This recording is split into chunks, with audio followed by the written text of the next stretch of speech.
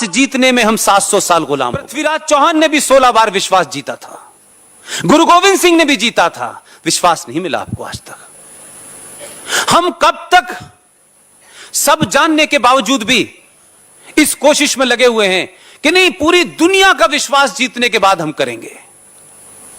शांति सिर्फ शक्ति से स्थापित होती है, भीख मांगने से और हाथ जोड़ने से नहीं होती। आप शक्ति का प्रदर्शन कीजिए, और आपने जब जब किया है तब तक रिजल्ट आपको अच्छे मिले हैं। लिहाजा हम यह कहें कि हम शक्ति प्रदर्शन तो करेंगे, हम बम धमाका तो करेंगे, लेकिन हमारी राष्ट्रीय पॉलिसी अजीबोगरीब किस्म की है। हमारा राष्ट्रीय खेल है हॉकी। आपके राज्य ने बड़े सारे खिलाड़ी दिए हैं, लाकड़ा से लेके डुंग डुंग तम तमाम बड़े खिलाड़ी थे। हॉकी खेलने का जो राष्ट्रीय खेल है उसका एक ही नियम है, वो बदला नहीं पिछले कई सौ सालों से, attack is the best defence. लेकिन राष्ट्रीय पॉलिसी हमने क्या बनाई कि पहले हमला नहीं करेंगे, पहले हमारे ऊपर करो, और हम मर गए तो ठीक है, और जिंदा रहे तो फिर हम तुम्हें जवाब देंगे। तो ये पूरी पॉसिबिलिटी मान के चलते हैं कि हमला होने के बाद हम बचेंगे तब हम जवाब देंगे, लेकिन ऐसा होता नहीं है। हमने कारगिल का युद्ध भी उसी हालात में लड़ा, हमने 65 का 71 का सारे युद्ध हमने अपनी तरफ से शुरू नहीं किए। अभी हम जिस विजय दिवस की बात कर रहे थे, सन 65 के युद्ध में तो आप हाजीपीर लाहौर में चले गए थे, हाथ जोड़ के खाली करवाया, वापस कर दिया समझौते के बाद। जब भी इस देश ने शक्ति दिखाई है, इस देश की सत्ताओं पर, व्यवस्थाओं पर ऐसे बौने लोग बैठे हैं कि उन्होंने अपने लोगों को झुका दिया। अब तो किताबें मौजूद हैं, और लिखने वाले मैं बार बार इस बात को रिमाइंड कराता रहता हूं कि लिखने वाला कोई आरएसएस का नहीं है, कोई 5 जन का एडिटर नहीं है, कोई ऑर्गेनाइजर का एडिटर नहीं है। तमाम वो लोग हैं जो बिल्कुल दूसरी बैकग्राउंड से आए हैं, और वो भी आज सच लिख रहे हैं।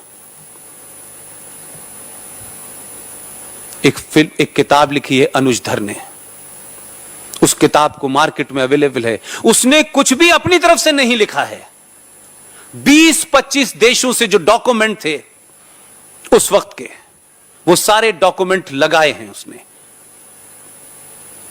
उस किताब का नाम है your prime minister is dead, जिसके ऊपर विवेक अग्निहोत्री नाम के एक नेशनलिस्ट फिल्म डायरेक्टर ने फिल्म बनाई है ताशकंद फाइल। यह कैसे होता है कि यही लोग, यही समाज ताशकंद फाइल देख के निकलता है, और यहां से निकलते से बाहर तक जितनी उसे गालियां आती हैं वो पुराने लोगों को देने लगता है। एक खास किस्म की पार्टी को देता है, उसके लीडर्स को देता है। वो यहां फिल्म देखने आता है तो उसको पता नहीं होता कि मुझे क्या देखना है, लेकिन देखने के बाद वो कन्विंस हो जाता है फैक्ट के साथ में कि इस देश के साथ किन लोगों ने गद्दारी की है। तो हम अगर आज भी इस बात को नहीं समझ रहे कि इस राष्ट्र को बचाना है, यह राष्ट्र खतरे में है। हो सकता है कि आपके यहां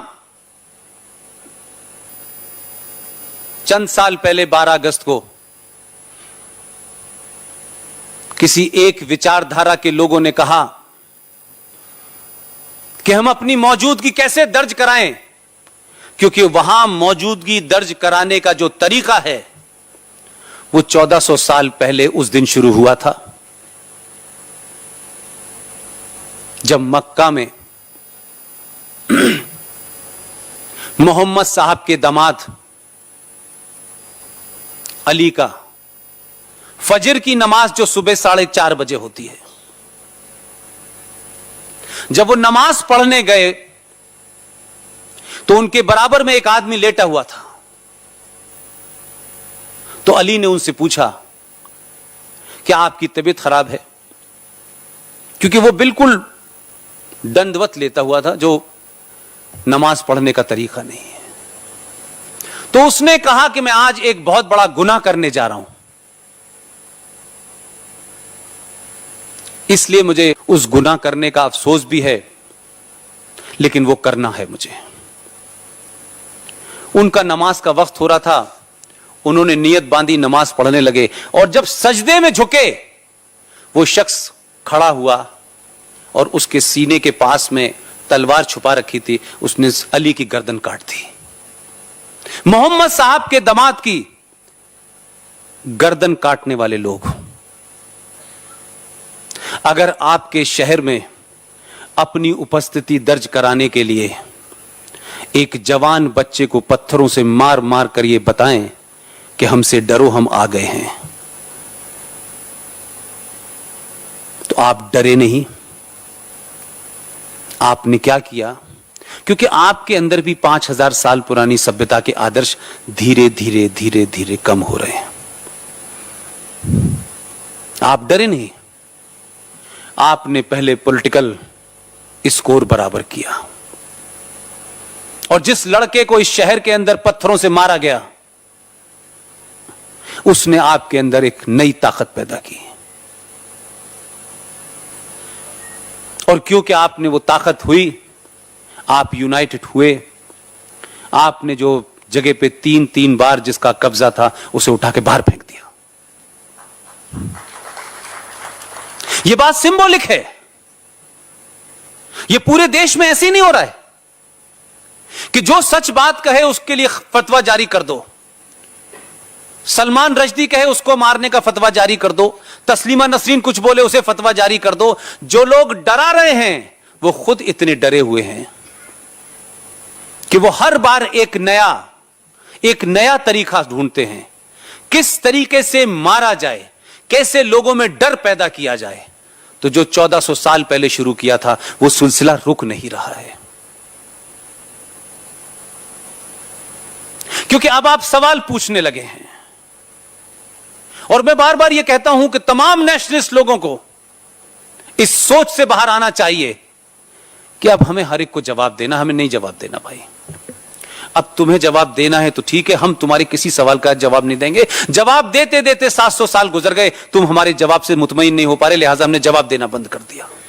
अब सवाल पूछिए। थोड़ा थोड़ा सोसाइटी में सवाल आपने पूछना शुरू किया। पूरा यूरोप चिल्ला रहा है। पूरे यूरोप में फ्रांस से लेके न्यूजीलैंड, ऑस्ट्रेलिया से लेके सब में त्राही मची हुई है। बड़े सभ्य लोग थे, बड़े हाई मॉरल ग्राउंड थे उनके, और जिनकी हुकूमत में सूरज नहीं डूबता था, अब उनकी हुकूमत में लंदन में सूरज नजर नहीं आ रहा। लिहाजा उनके यहां बड़ी चिंता है कि 24 मेयर हो गए हैं। फ्रांस में क्या हो रहा है, स्वीडन में क्या हो रहा है, यह सब आपके सामने है। अब कोई अखबार आपको जगह दे ना दे, लेकिन आपके पास अखबार से पहले और टेलीविजन से भी पहले खबर आ जाती है, और बिल्कुल अडल्ट्रेटेड नहीं होती। उसमें कुछ अगर मगर नहीं होता। कई सारे बरखाएं और कई सारे राजदीप उसमें शामिल नहीं है।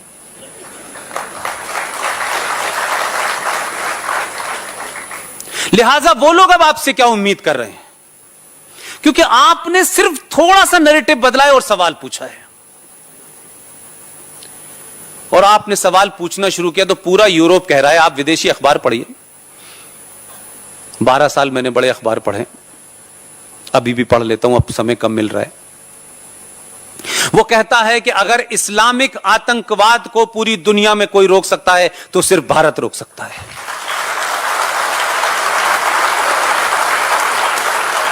यह बदलाव क्यों है? यूरोपियन समझदार लोग हैं, उनको आपकी शक्ति का पता है, और आप 700 साल तक इसी सोच से लड़ने के बाद भी आप आज भी मौजूद हैं। लिहाजा जिस वेपन से वो आपको डरा रहे हैं, अभी आपने वो वेपन उठाया नहीं है, उसकी बातें बीच बीच में हो जाती हैं।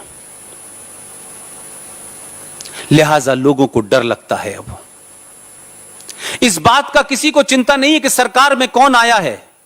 सरकार तो एक सिंबल होती है। लोगों को डर यह लग रहा है कि जो ईवीएम हैकिंग करके सत्ता में आते थे, इस बार तो इसने इस देश की मेजॉरिटी का दिल ही हैक कर लिया है। लिहाजा संकट यह है कि दिल में हैक करने के बाद लंबे समय तक बसता है आदमी, रोज रोज नहीं बदलता, और रोज रोज आप अपने दिल में किसी को नहीं बसाते। तो डर यह है कि अगर यही समाज खड़ा हो गया और इसे अपने गौरवशाली इतिहास का पता लग गया, इसके अंदर पुरुषार्थ जाग गया, तो फिर हमारा रास्ता नहीं मिलेगा कि हम किस किस रास्ते से भागें।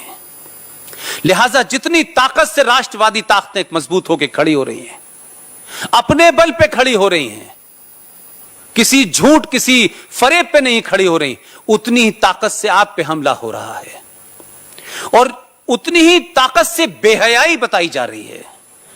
गरीब समाज, इस देश का गरीब गुरबा अगर कोई बात कहे तो उसको मैं बुरा इसलिए नहीं मानता कि उस बेचारे के पास कोई तथ्य नहीं है, वो भावुक आदमी है, वो 2 वक्त की अपनी रोटी की वजह से लड़ रहा है। लेकिन इस देश में कमाल की बात है, आप सब ने मुझसे ज्यादा टेलीविजन देखा होगा, मुझसे ज्यादा आप पढ़ते होंगे।